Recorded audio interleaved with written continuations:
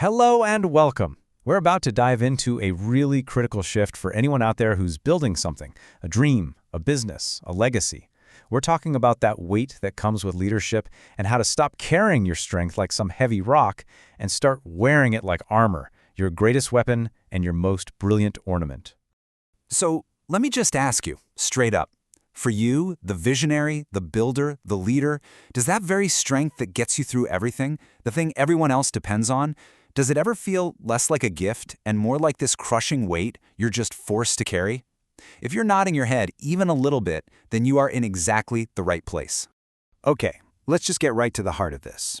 Over on one side, you've got this idea of carrying your strength.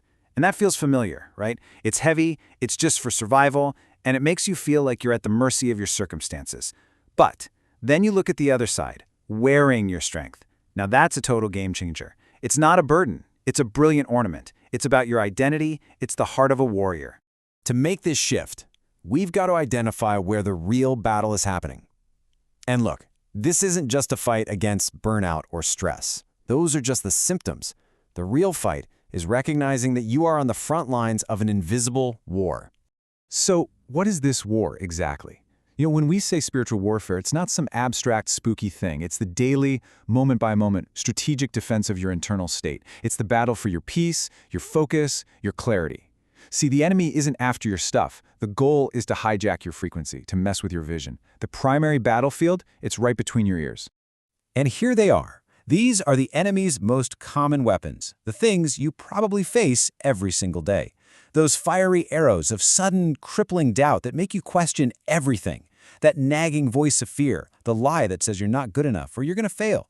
The constant pull of distraction, someone else's drama, all that negativity. And of course, division, that us versus them poison. The first step to winning is knowing what's being fired at you.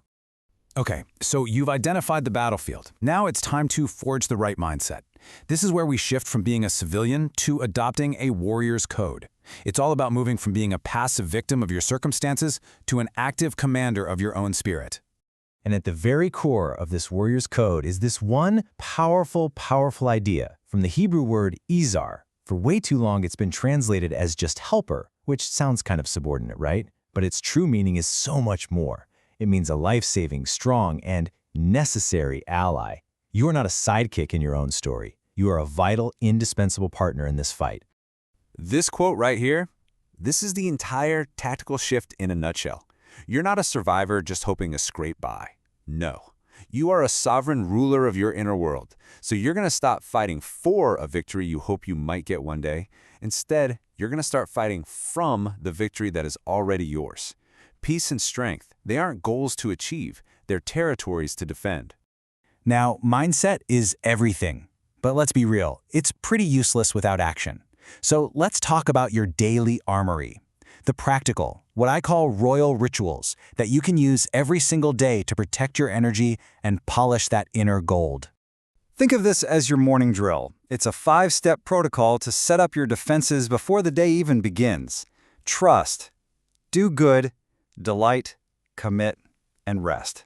This isn't just another to-do list, it's a strategy. It's how you set your own frequency before the world gets a chance to dial it down. I really want to zoom in on step 2 from that drill. Do good. Why? Because this is so important. Action is the absolute antidote to anxiety. The second you feel that worry or fear creeping in, get busy on your mission. Do something.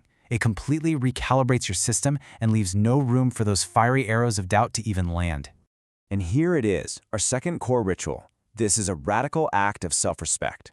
I want you to just let this one sink in until you feel it in your bones. I am the guest of honor in my own life. You're not waiting for an invitation to enjoy your life. You are the main event. You are the special occasion. You are the guest of honor, and it starts right now. Embracing that mindset means we need a totally new definition of luxury.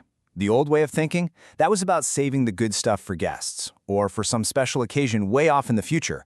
We're done with that. The new luxury, well, that's for you. It's for your own sustenance, and it is for right now. It's not about how it looks to other people. It's about what you need to keep your own fire burning. So, what does this actually look like in your day-to-day? Here's a quick menu of simple, tangible ways to be that guest of honor. And these aren't just little indulgences. They are strategic investments in your well-being. A digital sunset on your phone? That's a non-negotiable boundary for your peace.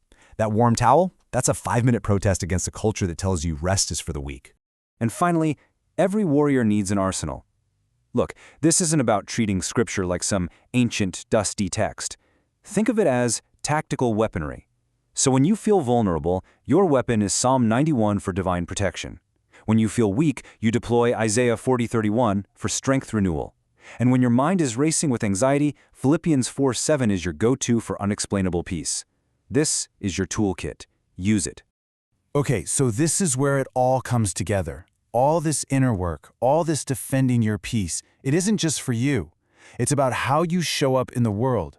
It's about the legacy you are actively forging for others. Always remember this. Your primary mission is to keep your own fire burning bright, especially when things get dark. Because that fire, it doesn't just warm you, it becomes a beacon. It's the light that shows everyone else the way forward. And this, right here, is the ultimate act of a warrior leader.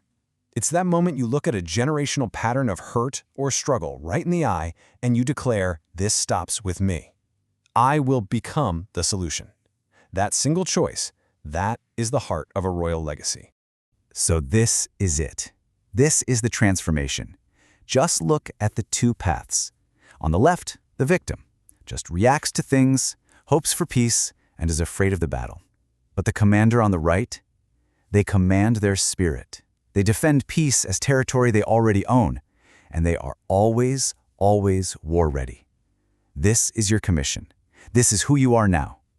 So we're going to leave you with this final thought. In a world that's just full of things that fade and rust and break, your inner strength, the one forged in fire and polished by your daily choices, that is the one ornament that will never, ever tarnish. So the only question left is, how are you going to make it shine today?